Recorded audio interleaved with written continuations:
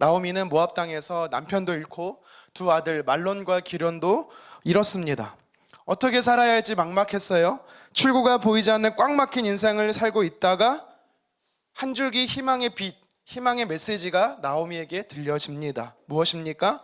하나님이 자기 백성을 돌보셨다라는 거예요. 우리 룻기 1장 6절 상반절 한번 읽겠습니다. 그 여인이 모압 지방에서 여호와께서 자기 백성을 돌보시사 그들에게 양식을 주셨다 함을 듣고 아멘.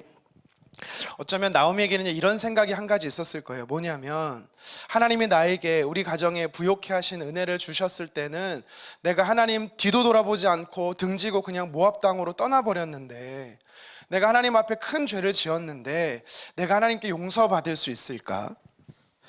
내가 다시 하나님 품으로 돌아간다고 하면 하나님께서 나를 품에 안아 주실까?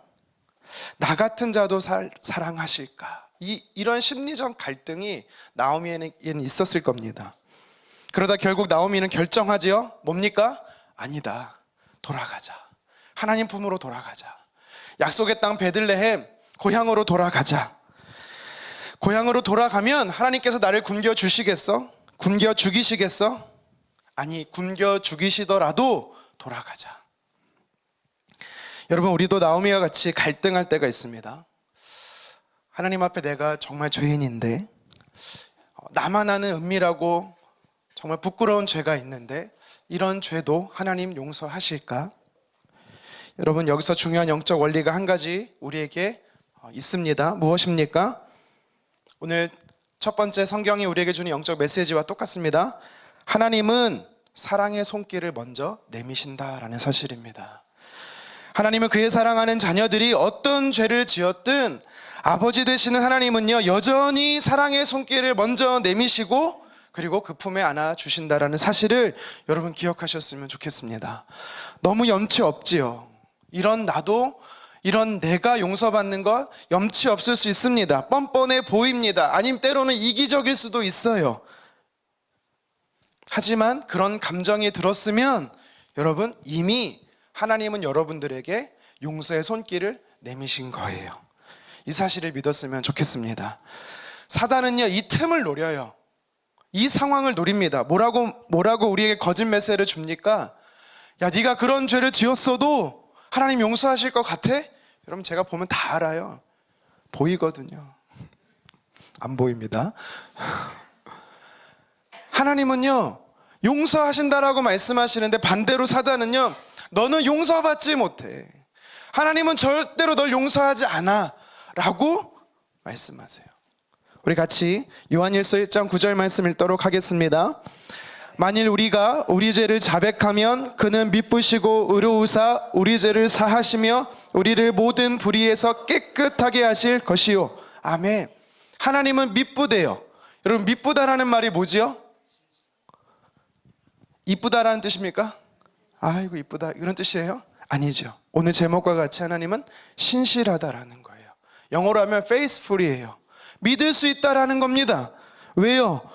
누구든지 자기 죄를 회개하고 하나님께 가면 꾸짖지 않으시고 맞아주시는 분이시기 때문입니다. 그래서 하나님의 은혜 입은 자가 느끼는 감정이 바로 이겁니다. 내가 이래도 용서받을 수 있을까? 내가 돌아가도 괜찮을까? 여러분, 그게 하나님께 은혜 입은 자가 느끼는 정상적인, 아주 정상적인 감정들이에요. 그래서 여러분들이 원수 사단이 계속해서 여러분들을 공격해요. 또 넘어졌지? 그럴 줄 알았어. 넌 안 돼 역시 라는 생각이 들 때마다 여러분, 아닙니다. 이미 하나님은 여러분에게 사랑의 손길을 내미신 겁니다. 그 손을 붙잡으시기를 주님의 이름으로 축원합니다. 예수님께서 십자가에 달리시기 전에 제자들하고 마지막 만찬을 했습니다. 그러면서 이렇게 말씀하세요. 오늘 밤 너희가 나를 다 버릴 것이다. 한 사람도 예외 없이 모두 다 버릴 거라고 주님 말씀하세요. 예수님이 말씀이 떨어지기 무섭게 베드로가 뭐라고 말합니까? 아니요, 저는 절대 주님 부정하지 않습니다. 여기 있는 모든 사람, 모든 제자들이 주님 다 부인해도 저는 절대 주님 부인하지 않습니다. 확신에 차게 이야기하죠. 아마 성경에 얘기가 나오진 않았는데 제자들이 밥 먹다 체했을 거예요. 이게 뭔 소리야? 너나 잘해. 나도 부정 안 해. 부인 안 해. 어이가 없는 거죠. 그런데 어떻습니까? 베드로가 정말 자신의 고백처럼 예수님을 부정하지 않습니까? 아니죠. 대제사장의 집에서 무려 모른다, 알지 못한다, 나는 그런 사람이 아니다, 3번이나 부인합니다. 그럼 한번 생각해 볼까요? 그러면 그 순간만큼, 예수님과 만찬했을 때 그 순간만큼 나는 주님을 부인하지 않겠습니다라고 말했던 이 베드로의 고백은 진짜일까요? 가짜일까요? 자기가 내 마음에 있는 것들이 들켰기 때문에 놀래서 그렇게 말한 겁니까? 아니죠. 그 순간만큼은 진심이었을 겁니다. 그런데도 그는 어떻습니까? 상황에 부딪히니까, 현실에 부딪히니까 자신의 신념도, 의지도, 믿음도, 신앙도 모두 버렸던 것입니다.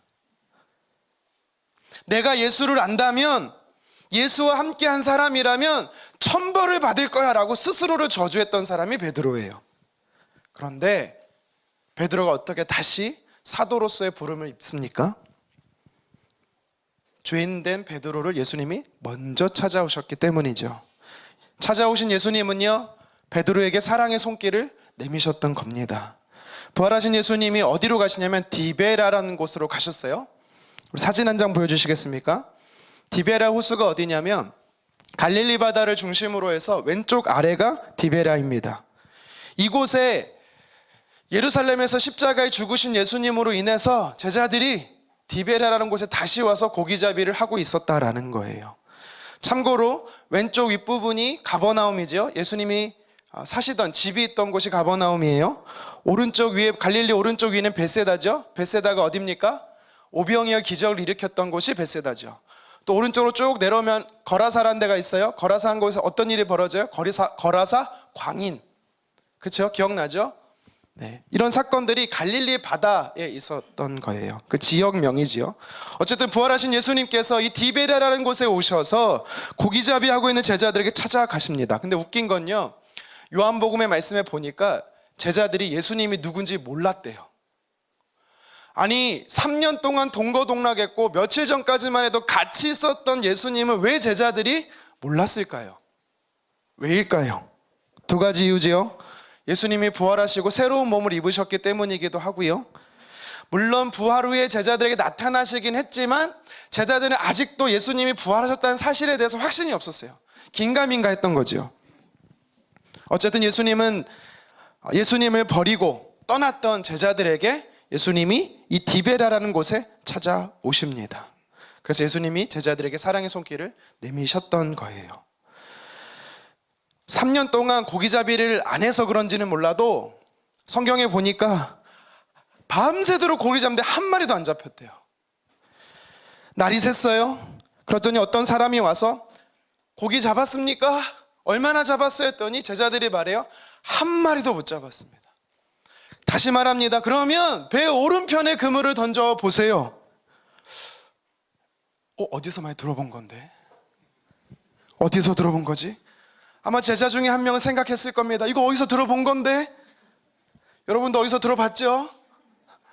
제자로 부름받기 전에 게네사레라는 곳에서 제자들이 밤새 고기잡이 했던 적이 있어요. 하지만 그날도 한 마리 못 잡았습니다. 근데 그때 예수님이 오셔서 그물을 던져라고 말했더니 그물이 찢어질 정도로 잡고 2배에 채웠는데 그 배가 가라앉았다라고 말해요. 그때가 언제냐면, 어디냐면 게네사라는 곳이래요. 아까 사진에서 보면 가버나움의 밑에, 디베라 위에가 보여주고 있죠. 네, 여기가 게네사렛이에요. 제자로 부름받기 전에는 이곳에서 예수님이 기적을 행했는데 이번에는 부활하시고 나서 제자들이 예수님을 떠나고 나서 디베라에 있을 때 다시 나타나셔서 똑같이 말씀하시는 겁니다. 그런데요, 그 순간 한 사람이 깨달아요. 누구냐면 성경에 보니까 요한복음 21장에 예수님이 사랑하시는 제자 요한이, 그러니까 자기 이름을 말하진 않고 굉장히 자기는 사랑받는 존재야라고 기록해놨더라고요. 예수님께 사랑받는 제자가 깨달았대요. 그 말씀 누가 썼어요? 사도 요한이. 그러니까 자기가 스스로 이렇게 쓴 거예요. 나는 깨달았어. 예수님이다. 예수님이시네 라고 깨닫자 또 웃긴 게 뭐냐면 사도 요한이 깨달았어요. 요한이 저분은 예수님이다라는 걸 깨달았어요. 과거에도 똑같은 말씀을 하셨던 분이 예수님인데 부활하신 예수님이 똑같은 약속을 하시는구나를 말씀하시는구나를 깨달았어요. 근데 성경은요 뭐라고 말하냐면 베드로가 먼저 튀어나갔대요. 먼저 예수님께 갔대요. 예수님이야 라는 사도 요한의 목소리가 들리자마자 뛰쳐나간 거예요. 성경은 겉옷을 걸쳐 입고 바다에 뛰어내렸다라고 이야기를 합니다. 예수님이 맞죠? 아침상을 차려줍니다. 조반이 다 먹고 난 후에 조용히 예수님이 베드로를 부르세요. 우리가 잘 아는 것처럼 3번 부르십니다. 근데 특징이 한 가지 나와요. 원래 예수님이 베드로를 처음 만났을 때 그에게 별명을 하나 지어줘요. 뭐지요? 뭐라고 지어주죠? 대박? 개바. 개바가 반석이란 뜻이고 베드로가 개바라는 단어예요. 그러니까 우리가 아는 원래 베드로의 이름은 시몬이에요. 근데 예수님은 베드로를 제자 삼으면서 제일 먼저 뭐라고 말하냐면 내가 너를 반석, 개바라고 하겠다라고 부르셨거든요. 근데 갑자기 이렇게 질문하세요. 요한의 아들 시몬아, 내가 나를 사랑하느냐? 3번이나 묻습니다. 여러분 미국에서는요 풀네임이라는 게 있어요. 그렇죠? 풀네임이 있어요. 근데 풀네임을 다 안 불러요. 그냥 이름만 불러요. 근데 갑자기 정색하고 풀네임을 부르잖아요. 어떤 일이 벌어진지 아세요? 그 이름을 듣는 사람 내가 뭐 잘못했나? 라고 합니다. 그러니까 풀네임을 안 불러요. 근데 갑자기 예수님이 풀네임을 부르는 거예요. 요한의 아들 시몬아. 왜 이렇게 부를까요? 마치 처음 베드로를 부르기 전에 제자 삼기 전의 모습으로 돌아가셔서 다시 부르시는 겁니다. 그러니까 이 사실은요 예수님께서 베드로의 제자됨과 이 관계를 회복하셨다라는 사실을 이야기하고 있는 것이죠. 하나님을 떠났던 나오미도 예수님을 부정하고 떠났던 베드로도 먼저 손 내미시는 주님으로 인해서 회복되었음을 이야기하는 겁니다. 저와 여러분의 삶도 마찬가지입니다. 내가 돌이켜 아버지께로 돌아간 것 같지만 내 힘으로 내 능력으로 내 의지로 주님 찾은 것 같지만 아니라는 겁니다. 먼저 찾아오신 주님이 사랑의 손길을 내어주셨기 때문에 우리는 주님과 관계가 회복되는 거예요. 내가 무엇을 잘못했든 내가 죄인이든 누군가에게 말할 수 없는 부끄러운 죄를 지었다 할지라도 괜찮습니다. 여러분 괜찮다라는 건 죄를 계속 지어도 된다는 의미가 아니라 어떤 죄를 지었든 모두 하나님께서요 용서하신다라는 사실입니다. 그래서요 그 죄를 무게감 있게 느끼고 있는 거는요 은혜예요. 그게 은혜예요. 왜요? 주의 손길이 내게 임했기 때문에. 그래서 우리는 회복될 수 있기 때문에 그것이 은혜인 줄 믿습니다. 돌이킴을 깨달은 자가 성경에 또 나오죠. 한 사람을 소개하면 누가복음 15장의 탕자예요. 아버지 품으로 돌아가는 사람이 있어요. 아버지 집으로 돌아오는 둘째 아들이 있습니다. 그는요 아버지 유산을 받고 먼 이방 땅으로 떠났습니다. 마치 모든 재물을 가지고 모압 땅으로 떠났던 나오미와 똑같습니다.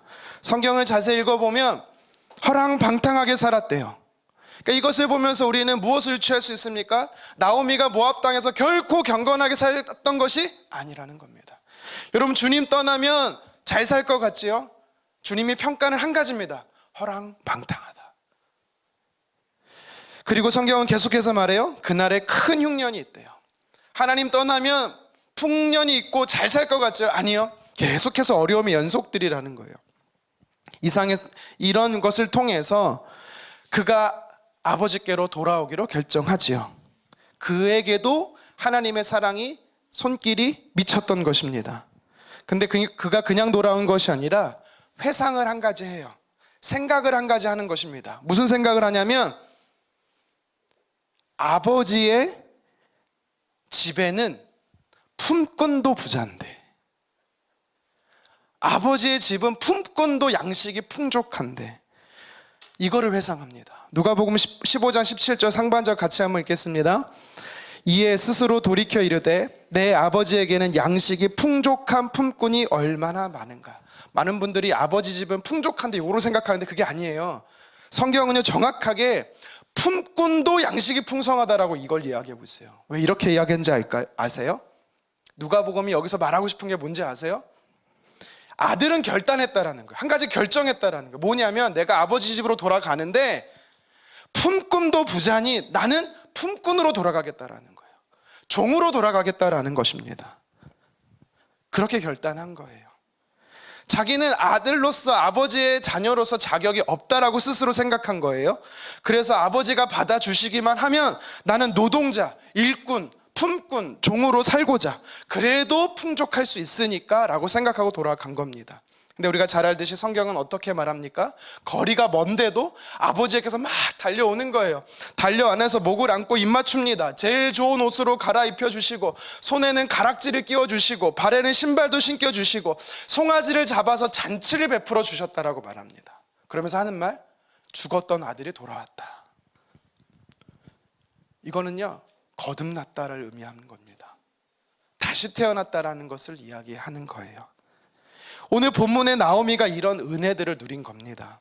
룻기 1장 6절에 하나님께서 자기 백성을 돌보셨다라는 이야기를 듣고 그는요 돌아가요.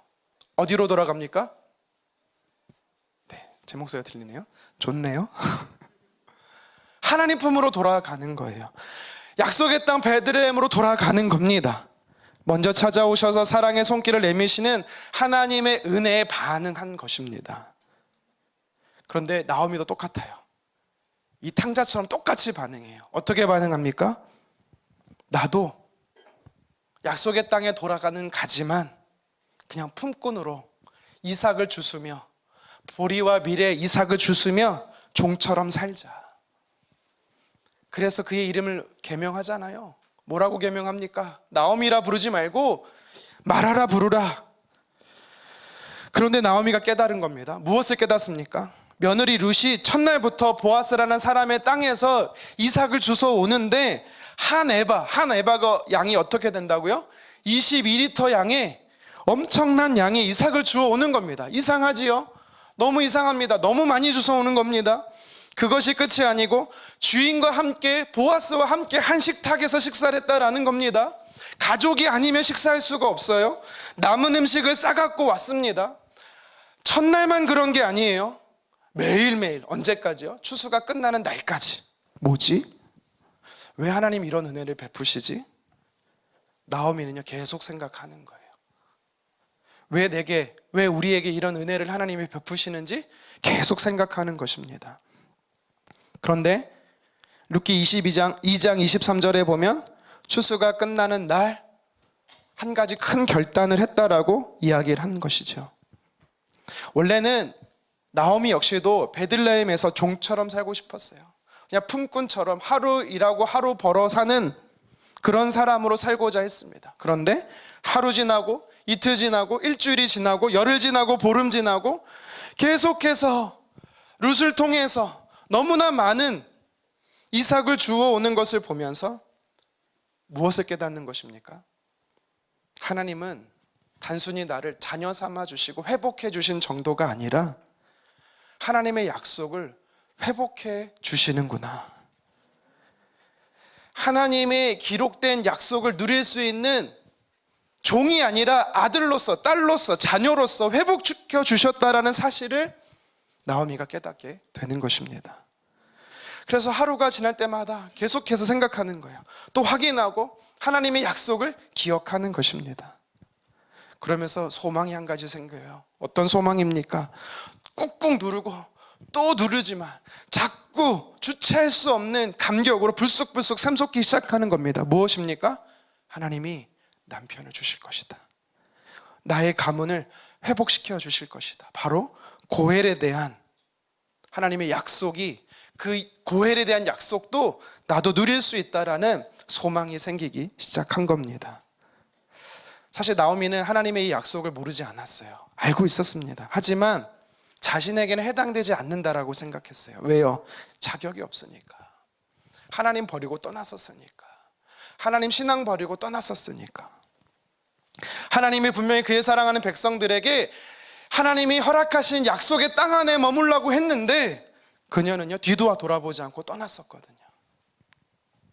하지만 종처럼 하나님 나라의 종처럼, 하나님 나라의 품꾼처럼 살고 싶었는데 하나님은 그게 아니라 자녀로 회복시켜 주셨다라는 것을 그는요 날마다 보아스를 통해 깨닫게 되는 것입니다. 그래서 계대 결혼법, 고엘 제도가 정말 나에게도 허락이 될까? 아니겠지? 날마다 이것이 반복되는 생각의 충돌 속에서 그는요 결론을 내린 겁니다. 무엇입니까? 하나님의 약속은 나에게도 신실하다라는 사실입니다. 여러분, 우리도 나오미처럼 두 번째 갈등을 할 때가 있어요. 두 번째 어떤 갈등을 합니까? 기록된 성경의 약속들이 나에게도 그대로 성취될까? 하나님의 약속이 성경에 많이 기록되어 있는데 이것이 나에게도 해당이 될까? 내가 과거에 이런 죄를 지었는데 하나님 앞에 부끄러운 연약한 모습이 있는데 이런 약속들이 내게도 성취될까? 여러분, 우리도 이런 갈등을 할 때가 있습니다. 여러분, 그런데요 기억하십시오. 하나님의 약속의 손길은요 자녀 삼아 주심의 회복만을 말하는 게 아닙니다.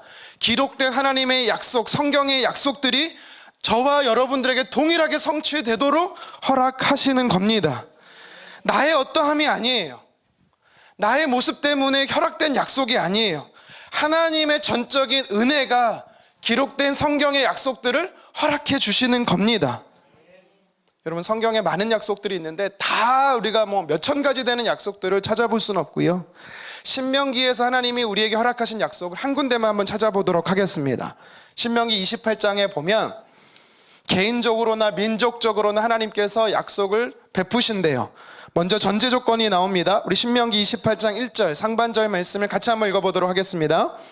내가 내 하나님 여호와의 말씀을 삼가 듣고 내가 오늘 내게 명령하는 그의 모든 명령을 지켜 행하면, 기록된 하나님의 말씀에 순종하면 하나님께서요 개인적으로나 국가적으로나 민족적으로나 약속을 허락해 주신대요.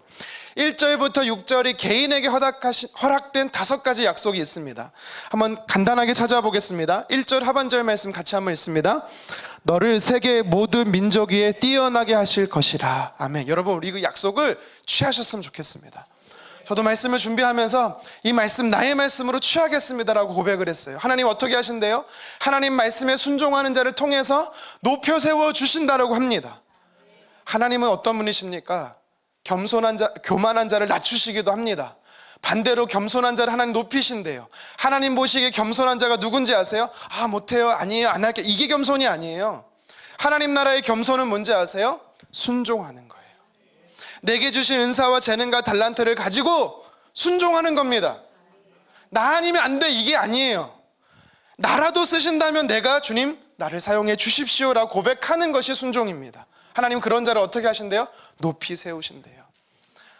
제가 하도 다음 세대 하니까 우리 기성세대들이 좀 상처받나 봐요. 우리 기존 세대들도 하나님 쓰실 줄 믿습니다. 우리 세대들도, 저와 같은 여러분 만 65세까지는요 청년입니다. 제가 말하는 게 아니고 그러면 그 다음은 늙은이? 아니요, 네, 장년. 우리는 주님 나라에서 100세 미만은 다 장년이에요. 어쨌든 겸손한 자를, 순종하는 자를 하나님 높이 세워주신 줄 믿습니다. 신명기 28장의 두 번째 약속이 주어져요. 말씀에 순종하는 자에게. 어떤 약속입니까? 우리 3절 말씀 읽겠습니다. 성읍에서도 복을 받고 들에서도 복을 받을 것이며. 아멘. 복을 받는 장소가 등장해요. 어디서든지 복을 주시겠다라는 사실입니다. 그래서 다윗이 뭐라고 말합니까? 하나님이 내게 상을 베푸셨다. 어디서요? 원수의 목전에서. 불가능할 것 같은 장소에서도 하나님은 복을 허락하십니다. 누구에게요? 하나님 말씀에 순종하는 자에게. 세상 사람들은 뭐라고 말해요? 호랑이에 물려가도 정신만 바짝 차리라 그러죠? 아닙니다. 호랑이에 물려가도 순종만 하면 됩니다. 그러면 하나님께서 상을 베푸시는 거예요. 세 번째 은혜가 나와요. 복이 나옵니다. 신명기 28장 4절 말씀 읽겠습니다. 내 몸의 자녀와 내 토지의 소산과 내 짐승의 새끼와 소의 양의 새끼가 복을 받을 것이며. 아멘. 소유의 많아짐에 대한 복을 허락하세요. 여러분이 가장 좋아하는 것들이죠. 저도 좋아합니다. 할렐루야. 물질의 복을 주신대요. 물질도 여러분 기복이 아니고 약속된 은혜예요. 복이에요. 누구에게 주신다고요? 말씀에 순종하는 자에게. 네 번째 은혜가 있습니다. 5절 말씀 읽겠습니다. 내 강주리와 떡반죽 그릇이 복을 받을 것이며. 광주리와 그릇이 복을 받는데요. 이것은 어떻게 보면 그 앞에 이 물질의 복의 연장선으로 볼 수 있겠지만, 이것은요, 그것보다는 이 물질의 복을 의미하기보다는 결과의 풍족함을 이야기하는 것입니다. 바구니는 뭐냐면 열매를 거두는 그릇을 바구니라고 말하지요. 떡반죽 그릇은 뭐예요? 유대인들의 주식이었던 밀가루를 빻아서 빵을 만드는 그릇이에요. 그러니까 결과물을 이야기하는 것입니다. 하나님께서는요, 결과의 풍족함까지도 복으로 주신다라는 사실입니다. 다섯 번째 복이 무엇입니까? 6절 같이 한번 읽겠습니다. 내가 들어와도 복을 받고 나가도 복을 받을 것이며. 물론 이게 장소적으로도 보일 수 있어요. 하지만 이것은요, 집을 들어가고 집을 나오고 이런 장소적인 것도 의미하지만 그런 것보다 일의 시작과 끝을 이야기하는 거예요. 그러니까 하나님은 우리가 어떤 일을 계획하고 그 과정과 끝까지 책임져 주시는 분이시다라는 복을 허락하신다라는 사실입니다. 정리하겠습니다. 신명기 28장 1절에서 6절에 보면 하나님 말씀에 순종하는 자에게 하나님께서 어떤 복을 주십니까? 세상에서 뛰어나게 하십니다. 어느 것이 되었던 그곳에서 하나님은 복을 주신다라고 말합니다. 물질의 복을 주시고 결과의 풍족함을 주시고 일의 시작과 끝에 책임져 주시는 은혜를 누구에게? 하나님 말씀에 순종하는 자에게 주신다라는 사실입니다. 너무나 많아요. 사실은 다 다루기가 너무 어렵습니다. 근데 중요한 사실은 무엇입니까? 하나님은 신실하다라는 거예요. 이 약속들을 한 사람에게만, 특정 대상에게만, 아니면 그 시대에만 주시는 게 아니라 오늘을 살아가는 저와 여러분들에게도, 하나님의 은혜 안에 머무는 자에게도 그 약속이 반드시 성취된다는 사실을 여러분 믿으셨으면 좋겠어요. 시간 되면 레위기 26장 3절에서 13절, 신명기 7장 12절에서 24절도 읽어보십시오. 또 말 안 할 거예요. 성경에 너무 많은 복들이 나옵니다. 다시 본문으로 돌아와서 하나님의 사랑의 손길이 사랑 안에 머무는 자에게 임하니까 기록된 그 약속들이 그 약속들을 누리도록 하나님께서 허락하셨다라는 거예요. 그거를 누가 깨달은 거예요? 나오미가 깨달은 겁니다. 나는 안 될 줄 알았거든요. 나는 못 누릴 줄 알았거든요. 근데 아니라는 거예요. 하나님이 계속해서 이삭을 줍는 이 루시라는 며느리를 통해서 하나님 베푸시는 게 심상치 않은 거예요. 그래서 그는 고헬 제도, 혈연 중심 사회에 있었던 히브리인들을 보호하시는 하나님의 이 약속으로 하나님께 구하기 시작한 겁니다. 고헬 제도의 근간이 되는 성경 말씀이 어디입니까? 레위기 25장, 민수기 5장, 민수기 25장입니다. 여러분 35장입니다. 찾아서 읽어보십시오. 고헬 제도는요, 내가 만약 빚을 져서 자녀를 잃어버리게 될 때 그 빚을 탕감함으로 자녀를 회복하게 하는 거예요. 고헬 제도는요, 내가 빚이 져서 있었던 재산, 땅이 그 당시에는 가장 큰 재산이거든요. 지금의 뭐 달러나 아니면 금처럼 그것을 도로 찾게 하는 겁니다. 근데 이 고헬 제도의 가장 핵심이 뭡니까? 계대 결혼법이죠. 자녀가 없어서 가문을 잇지 못하는 사람에게 가까운 형제 순으로요, 기업을 잇도록, 자녀를 낳도록 해주는 것입니다. 나오미는요, 하나님의 은혜가, 이 고헬 제도의 은혜, 계대 결혼법의 은혜가 이것까지도 하나님 주실 수 있다라는 믿음의 확신이 생기게 된 겁니다. 그래서 그 디데이를 추수 끝날로 잡고 그 대상을 보아스로 삼은 것입니다. 지난주 금요일에 살펴본 것처럼 그래서 나오미는 룻에게 보아스에게 고해를 청하도록 요청한 것이죠. 여러분, 우리 하나님은요, 저와 여러분들이 죄인 되었을 때에 먼저 사랑의 손길을 내밀어 주셨습니다. 진노의 자녀로서 죽음을 향해 가고 있을 때 하나님이 먼저 찾아와 주셔서 하나님의 자녀 삼아 주셨다라는 사실이에요. 다시 약속의 땅인 베들레헴에 돌아오는 나오미와 같이 저와 여러분도 이제는 진노의 자녀가 아니라 하나님의 거룩한 자녀가 되도록 해 주셨다라는 사실입니다. 여전히 우리는 그런데도요, 죄의 본성이 있기 때문에 나는 이런 죄를 지었고 또다시 넘어질 수 있고, 그러면서 사단은 공격하는 거예요. 뭐라고요? 너는 그런 은혜를 받을 자격이 없어. 하지만 끊어내십시오. 예수 그리스도 이름으로 끊어내세요. 그리고 믿고 확신하십시오. 자녀 삼아 주신 자에게는요, 성경에 기록된 약속의 은혜가 반드시 누림을 받을 수 있다. 여러분, 우리도 그 은혜를 누릴 수가 있어요. 그 은혜를 누리기로 오늘 나오미가 결단한 것입니다. 그래서 하나님은 신실한 겁니다.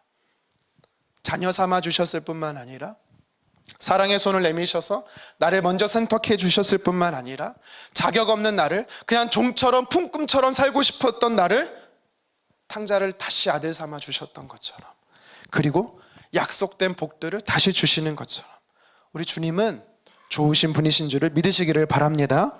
계속해서 오늘 본문이 우리에게 주는 메시지가 있습니다. 무엇입니까?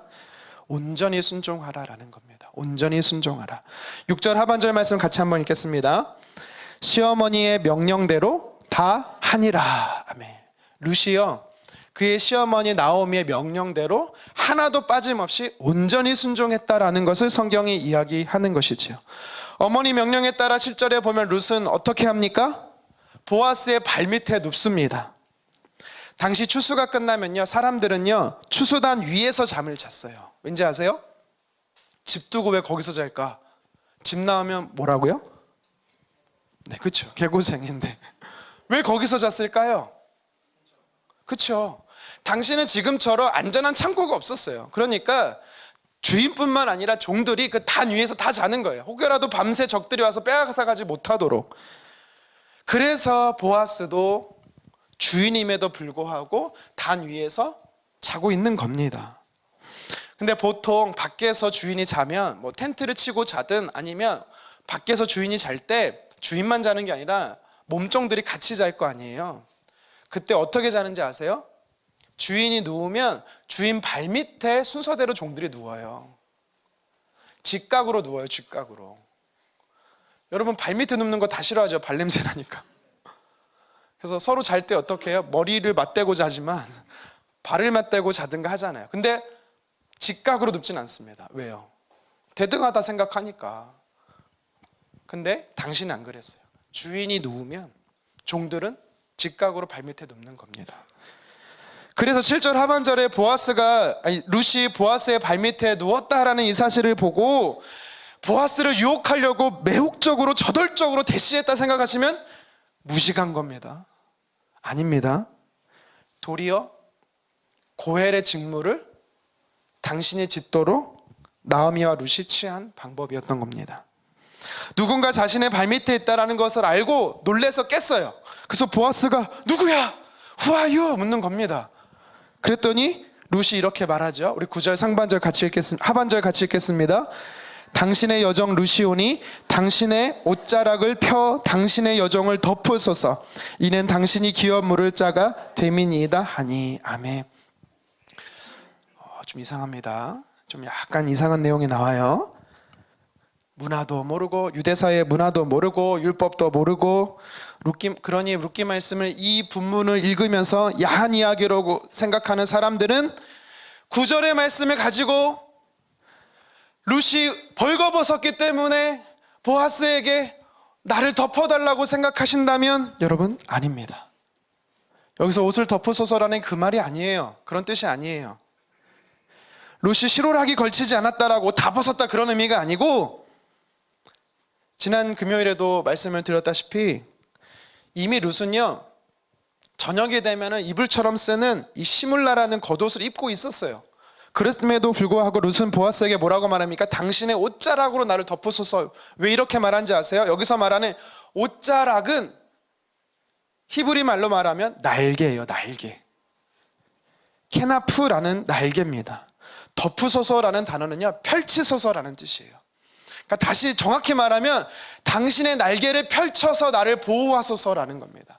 히브리 말에 하나님이 그의 백성을 돌보신다 할 때 뭐라고 말하는지 아세요? 하나님이 그 날개 아래 보호하신다라고 이야기를 하는 거예요. 그러니까 옷자락으로 나를 덮으소서라고 말하는 것은 당신이 날개를 펴서 나를 덮으심으로 인하여 하나님 보호 아래 거하게 하소서라고 이야기하는 겁니다. 두 번째 사진 한번 보여주시겠습니까? 성전에 들어가면 지성소라는 곳에 법궤가 있어요. 법궤 위가 시은소라고 해요. 하나님이 임재하시는 곳이에요. 거기에 그룹이라고 말하는 천사가 어떤 모양으로 있습니까? 날개를 폈어요. 왜 날개를 핀지 아세요? 옷자락으로 덮으소서. 히브리 말로 말하면 케나프 우파라스타파, 죄송합니다, 우파라스타. 뭐라고 말해도 못 알아들을 건데 그냥 정확히 하려고.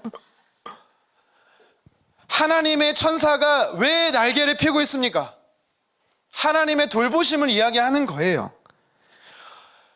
벌거벗었기 때문에 덮어주소서라는 게 아니고, 당신의 하나님의 날개를 펴서 그의 백성을 돌보시듯이 당신이 날개를 펴서 나를 덮으심으로 하나님 보호 아래 거하게 도와달라고 이야기를, 사실 정확히 말하면 청혼을 하고 있는 거예요. 룻기 2장에도 보면 보아스가 자신의 밭에서 이삭을 줍고 있었던 이 룻을 보면서 처음 만났을 때 부르죠. 부르고 칭찬하잖아요. 두 가지로 칭찬해요. 어떻게 칭찬합니까? 첫 번째는 시어머니를 돌보는 룻을 칭찬해요. 두 번째는 뭡니까? 하나님을 믿기 위해, 섬기기 위해서 자신의 고향 모압 땅을 버리고 자신의 신을 버리고 유대 땅으로 온 룻을 칭찬합니다. 그러면서 뭐라고 말합니까? 하나님께서 너에게 상 주셨으면 좋겠다. 우리 같이 룻기 2장 12절 하반절 같이 한번 읽겠습니다. 이스라엘의 하나님 여호와께서 그의 날개 아래 보호를 받으러 온 내게 온전한 상 주시기를 원하노라 하는지라. 아멘. 여기서도 똑같이 나오잖아요. 날개 아래 보호를 받다, 날개를 펼치소서, 이런 뜻은요, 옷자락으로 덮으소서, 이 말은 뭐라고요? 보호 아래 있게 해달라는 거예요. 제가 벌거벗었으니 부끄러우니까 제발 좀 옷을 좀 덮어주세요, 이게 아니라는 겁니다. 하나님의 날개 아래 보호받도록 당신이 고엘이 되어 주십시오라고 청혼한 겁니다. 그래서 9절 하반절에 룻이 이렇게 말한 거죠. 다시 한번 읽겠습니다. 당신이 기업 물을 자가 됨이니이다 하니. 아멘. 보아스는요, 이게 무슨 의미인지를 알아요. 그러니까 11절에 이렇게 얘기하는 거예요. 중반절입니다. 함께 읽습니다. 내가 내 말대로 내게 다 행하리라. 내가 고엘이 되어줄게. 하나님의 보호가 무엇인지 보여줄게 라고 이야기를 하는 겁니다. 말씀에 순종하겠다라는 거예요. 여러분, 여기서 고엘 제도에 대해서 우리가 알아야 되는 상식이 한 가지 있습니다. 뭐냐면, 자녀로서 기업을 물을 때는요, 그러니까 자녀를 주고 기업을 물을 때는요, 내가 하면 막무가내로 할 수 있는 게 아닙니다. 왜냐하면 우선순위라는 게 있어요. 가장 가까운 친족이 먼저 물어야 돼요. 그래서 룻기 4장 4절에 보면 보아스보다 엘리멜렉과 가까운 친척이 한 명도 있었다라고 이야기를 하는 것입니다. 그래서 오늘 12절에도 말하는 거죠. 함께 읽도록 하겠습니다. 참으로 나는 기업을 물을 자이나 기업 물을 자로서 나보다 더 가까운 사람이 있으니. 아멘. 그냥 서로 눈이 좀 맞았으면, 좀 호감이 있으면 그냥 결혼해도 되는 거 아닌가 라고 생각될 수 있어요. 하지만 보아스는요, 왜 그는요 기업을 묻겠다, 고엘이 되겠다라고 하면서도 나보다 먼저 친척이 있어, 가까운 사람이 있어 라고 왜 굳이 이야기를 했을까요? 그는요, 말씀에 순종하되 합법적으로 순종하고 싶었어요. 무슨 말이에요? 절차를 지키고 싶었어요. 더 정확히 말하면 온전히 순종하고 싶었다라는 겁니다. 여러분, 우리가 하나님의 말씀에 순종할 때 내 생각대로 내 계획대로 순종하는 사람들이 종종 왕왕 있습니다. 이렇게 하면 되지, 뭐 그냥 순종하면 되지. 아니에요. 하나님은 결과의 순종도 중요시 여기지만 과정의 순종도 정확히 보시는 분이십니다. 고엘에 대한 서로의 마음을 확인한 후 보아스는요, 14절에 하반절에 보니까 룻을 집으로 돌려보내지요. 공공연한 의심을 사지 않기 위해서 사람들에게 들키지 않도록 합니다. 그런데 여기서 또 한 가지, 그는 15절에 보니까 그냥 돌려보내지 않습니다. 어떻게 합니까? 그녀가 입고 있던 겉옷에 보리를 6번 대어줘요. 퍼주는 거예요. 이게 무엇을 의미할까요? 또 한 번 성경은 무엇을 이야기하냐면 보아스라는 인물이 얼마나 하나님 말씀에 순종하는 자인지를 재차 강조하고 있는 것입니다. 당시 성경은요, 고아와 과부를 돌보는 것이 하나님 앞에 경건이다, 하나님이 참으로 기뻐하는 모습이다라고 이야기를 하셨어요. 그래서 그거를 실천하고 있는 것입니다. 우리 야고보서 1장 27절 말씀 같이 한번 읽어보겠습니다. 하나님 아버지 앞에서 정결하고 더러움이 없는 경건은 곧 고아와 과부를 그 환난 중에 돌보고 또 자기를 지켜 새 속에 물들지 아니하는 그것이니라. 아멘. 구체적으로 두 가지 하나님이 보시는 경건의 모습이 있대요. 정결하고 더러움이 없는 경건이 뭐래요? 첫 번째는 고아와 과부, 당시의 약자, 어렵고 힘든 자를 돌보는 거래요. 두 번째는 무엇입니까? 새 속에 물들지 않는 거래요. 그러니까 지금 보아스라는 사람은 경건한 사람이다라는 것을 성경이 이야기해 주고 있는 것입니다. 이상하게 생각하지 말라는 거예요. 여러분처럼. 그는요, 경건한 사람이었고 말씀에 순종하는 신실한 사람이었고 순종하되 부분적으로 순종하는 자가 아니라 온전히 순종하는 자였음을 또다시 성경이 이야기하는 겁니다. 여러분, 고해를 한다라는 거, 고해를 되어준다라는 거 실제적으로 쉬운 게 아닙니다. 한번 생각해 보십시오. 인간적으로 큰 손해예요. 예를 들어서 여러분이 가족이 사업을 하다가 부도가 났어요. 아니면 여러분들의 가까운 친척이, 사촌이 사업을 하다 부도가 났어요. 근데 이 부도 난 것을 돈을 메꿔주지 않으면 감옥 가게 생겼어요. 아니면 그 가정이 이혼하게 생겼어요. 여러분, 그럼 어떻게 해요? 여러분들은 고엘이 돼갖고 어떻게 해야 돼요? 10억을 물어줘야 돼요. 율법대로 하면. 그렇죠? 근데 여러분 중에 누가 그거를 실제적으로 하겠습니까? 일단 돈이 있어야 뭐 하든 말든 할 텐데 없잖아요. 그러니까 하나님이 정해주신 법은 있었어요. 율법은 있었어요. 말씀의 약속은 있었어요. 그런데 당시에 종으로 팔려가고 땅을 빼앗기고 가문이 끊기는 이유는 뭐예요? 사람들이 그 말씀대로 순종하지 않았던 모습들이 너무나 많았기 때문입니다. 고엘 중에 제일 어렵게 뭐라고요? 계대결혼법이에요. 왜인지 아세요? 다른 거는 돈만 주면 되는 거거든요.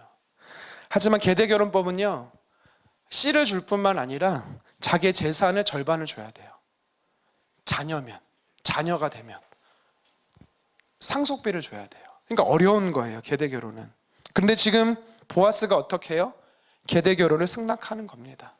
이것은요, 희생하면서까지, 내 것을 내어주면서까지 순종하는, 하나님 말씀에 순종하는 보아스의 모습을 성경이 이야기하는 겁니다. 룻도 마찬가지죠. 발밑에 누웠어요. 그리고 당신의 날개로 나를 펼쳐주소서 이렇게 말했는데 싫은데? 갑자기 보아스가 난 아닌데? 얼마나 수치스럽습니까? 얼마나 부끄럽습니까? 그러니까요, 룻도 사실 어머니가 시켜서 그런 거고 그게 하나님 약속의 말씀에 근거한 율법이기 때문에 순종했던 거지, 글쎄 모르겠어요. 거절에 대한 두려움이 분명히 있었을 겁니다. 쉽지 않은 결정이에요. 보아스도 마찬가지입니다. 보아스도 자신의 물질과 많은 것을 희생해야 된다는 걸 알면서도 서로 순종하는 겁니다. 그래서 오늘 성경은 우리에게 무엇을 이야기하는 거예요? 하나님의 사람은 순종하되 온전히 순종하라는 사실을 여러분 기억하셨으면 좋겠습니다. 하나님은요, 그 순종하는 자에게 신실하시기 때문에 은혜를 부어주시는 분이십니다. 한 가지만 더 살펴볼게요. 오늘 말씀이 우리에게 교훈하는 영적 메시지가 무엇입니까? 결과를 하나님께 맡기라라는 사실입니다. 뭐라고요? 우리 한번 옆 사람에게 고백합시다. 결과를 하나님께 맡깁시다. 18절 말씀 함께 읽도록 하겠습니다. 이에 시어머니가 이르되 내 딸아, 이 사건이 어떻게 될지 알기까지 앉아있으라. 그 사람이 오늘 이 일을 성취하기 전에는 쉬지 아니하리라 하니라. 아멘. 두 가지를 이야기합니다. 무엇을 이야기합니까? 가만히 있어. 또 한 가지는 뭐예요? 그는 쉬지 않고 일할 거야. 하나님의 성품이 이 보아스라는 사람에게서 보여주는 거예요. 보여지는 거예요. 뭐라고요? 쉬지 않으신대요. 나오미는요, 돌아온 룻과 함께 대화를 합니다. 어머니의 말씀에 순종해서, 하나님의 약속의 말씀에 순종해서 고해를 요청했습니다. 그리고 보아스는 그 고해를 승낙했습니다. 잘했다. 딸아, 며느리야, 잘했어. 이제 우리가 해야 할 거는 최선을 다했기 때문에 이제는 하나님께 맡기자. 여러분, 하나님의 역사를 경험할 수 있는 영적인 원리가 바로 여기서 주어지는 겁니다. 무엇입니까? 맡기는 거예요. 하나님께 맡기는 겁니다. 구원의 역사는요, 100% 전적인 하나님의 일하심이에요. 그런데 그 외에 나머지 역사는요, 두 가지가 같이 발동해야 돼요. 뭐예요? 먼저는 내가 열심을 다해 최선을 다해야 돼요. 순종하며 최선을 다해야 돼요. 그리고 나서 하나님께 맡기는 거예요. 요단 덩편에서 가나안 땅으로 요단강을 건넜던 요단강 도하의 사건이 어떻게 기적적으로 일어납니까? 하나님께서 뭐라고 말씀하세요? 지금 내 눈에는 요단강이 창이래. 범람하고 있어요. 그런데 하나님 뭐라고 말씀하세요? 법궤를 맨 제사장들이 먼저 창이란 그 요단의 발을 디디라는 겁니다. 그럼 빠질 텐데 아니라는 겁니다. 무모한 순종 같아 보이지만, 무모한 요구 같아 보이지만 노력하라는 거예요. 그럼 하나님 역사는 일어난다라는 겁니다. 난공불락의 여리고성도 마찬가지예요. 여리고성이 어떻게 무너졌습니까? 하나님 뭐라고 말씀하셨어요? 하루에 한 바퀴씩 돌아라. 돌 때는 단 침묵하면서 돌아라. 마지막 날은 7바퀴를 돌고 그리고 외쳐라. 될까? 여러분, 무너뜨리고 싶은 건물 있습니까? 도십시오. 침묵하면서 도세요. 나 여리고 돈다 하면 큰일 납니다. 안 되잖아요. 이게 불가능해 보이잖아요. 근데 하나님 뭐라고 말씀하세요? 순종하라는 거죠. 최선을 다하라는 겁니다. 그리고 나서 어떻게 하라는 거예요? 결과를 하나님께 맡기라는 겁니다. 여러분, 이것이 우리의 삶 안에 나타나는 하나님의 일하심의 역사하는 원리예요. 근데 문제는 뭐예요? 저와 여러분들의 문제는 뭡니까? 순종도 일단 안 하죠. 내가 순종하나 봐라. 순종도 잘 안 해요. 또 딸아, 며느리한테 뭐라고 말하고 있습니까? 기다리라라고 이야기하잖아요. 잠잠하라고 이야기를 하잖아요. 하나님이 어떻게 역사하실지까지를 기다리라는 거예요. 근데 우리는 어떻게 해요? 잘 기다립니까? 조바심, 온갖 조바심과 근질근질해서 어떻게 해요? 하나님보다 앞서려고 하죠. 기다리지 못하는 게 우리의, 이상하게 우리의 모습이에요. 근데 오늘 성경에 보면 나오미는 뭐라고 말합니까? 결과는 하나님께 맡겨라. 우리가 할 수 있는 일은 최선을 다했으니까 기다리자. 하나님께 맡기자. 여러분, 일단 최선을 다하셔야 돼요. 주님, 시험 잘 보게 도와주세요. 그럼 최선을 다해야죠. 최선을 다해서 영상 보고 있으면 어떡해요? 밤에 내내 최선을 다해 주무시면 어떡해요? 공부를 열심히 하셔야죠. 저희 가족 중에 누가 그렇다는 건 아니고요. 최선을 다하지 않고서 주님 좋은 성적 얻게 해주세요, 이거는요 거짓말이에요. 최선 다하지 않은 겁니다. 하나님께도 맡기지 않은 거예요. 하나님을 사실은 시험하는 거죠. 내가 할 수 있는 수준에서 최선을 다하는 겁니다. 뭐 1시간을 하든 2시간을 하든, 그리고 시험을 치르고 그 결과를 맡기는 겁니다. 이게 건강한 신앙생활이에요. 이것이 하나님께서 기뻐하시는 바른 신앙의 모습입니다. 하지만 오늘날 많은 성도들이 어떤 태도를 지니고 있습니까? 하나님께 구하지도 않고 맡기지도 않습니다. 어떻게든 내 힘과 내 생각과 내 계획과 내 방법대로 일단 해보려고 해요. 그러다 막히고 또 안 되고 또 쓰러지면 그때서 좀 맡겨볼까? 맡기지 않으면 어떤 감정이 우리 안에 있는지 아세요? 어떤 감정이 폭풍 속에 들어가는지 아십니까? 불안하고 염려 속에 전전긍긍하는 것입니다. 모든 행사를 하나님께 맡기라라고 주님 분명히 말씀하셨습니다. 오늘 본문에 나오는 이 나오미처럼 최선을 다하셨으면 맡기십시오. 하나님께서 가장 좋은 길로 인도해 주실 것입니다. 나오미는요 룻과 함께 최선의 방법으로 고해를 요청했습니다. 믿었어요. 하나님 고해를 허락하신다는 약속을 믿었습니다. 그리고 결과를 맡겼어요.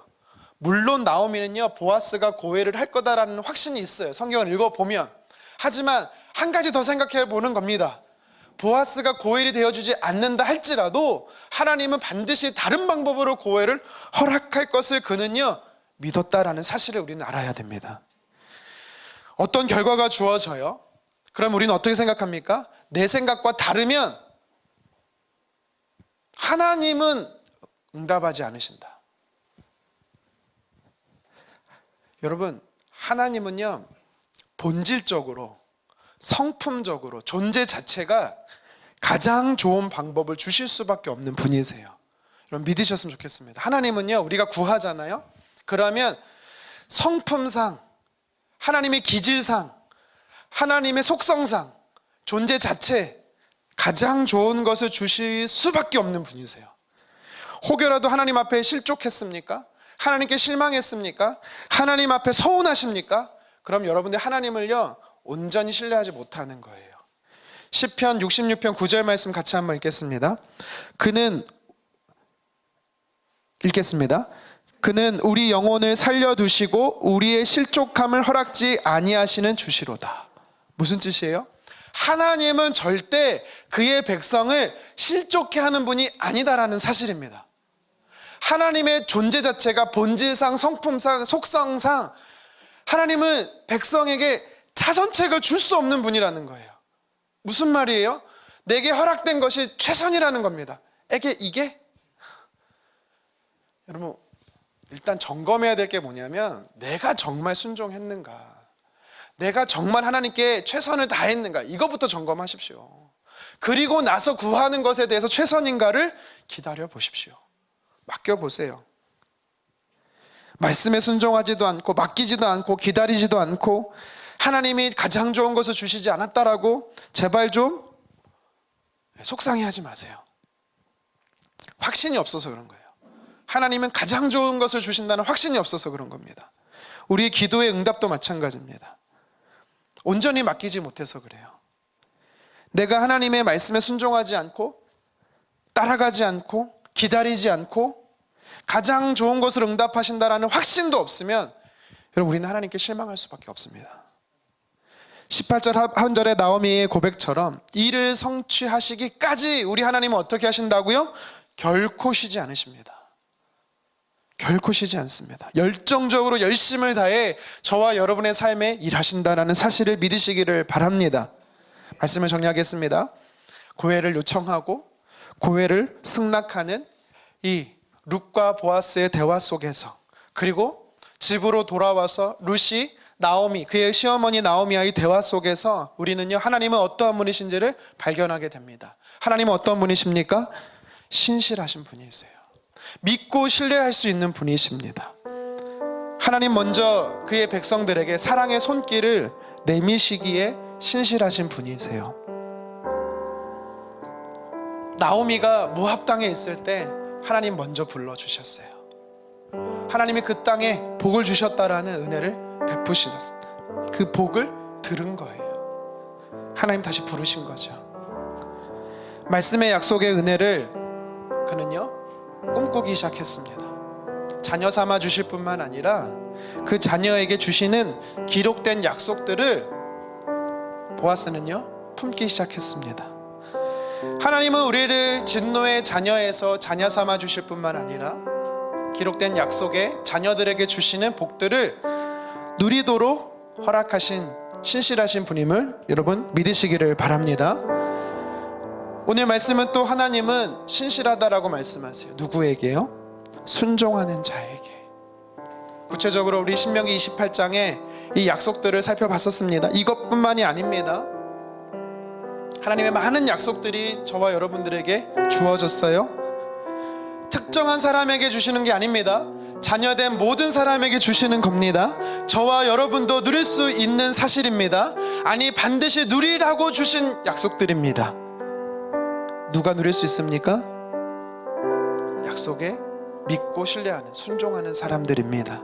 여러분, 그래서요 룻이 시어머니에게 순종했을 때 그것은 단순히 시어머니의 말이어서 순종하겠다는 걸 넘어서서 하나님의 약속이기 때문에, 율법이기 때문에 순종했던 룻처럼 내가 고엘이 되고 싶지만 바로 고엘이 되겠다라 말하지 않고 나보다 먼저 가까운 친척이 있기 때문에 질서를 지키면서 절차를 지키면서 합법적으로 나는 순종하겠다라고 말한 온전한 순종의 모습을 보인 보아스처럼 저와 여러분들은 순종을 통해 하나님의 약속들을 누리기를 간절히 원합니다. 오늘 성경 하나님은 쉬지 않고 일하신다고 약속합니다. 저와 여러분들의 삶에 하나님이 신실하다라고 말씀하세요. 그래서 맡깁시다. 우리의 가정도 맡기고 우리의 자녀도 맡기고 일과 사업체도 맡기고 우리의 몸된 교회도 맡기셨으면 좋겠습니다. 우리의 계획과 우리의 소망도 다 맡기셨으면 좋겠습니다. 하나님은 맡기는 자에게 책임져 주시는 분이심을 믿으시기를 바랍니다. 그래서 하나님의 사랑의 손길 안에서 말씀에 온전히 순종하며 내 삶을 하나님께 맡길 때 하나님의 신실하심을 경험하기를 주님의 이름으로 축원합니다.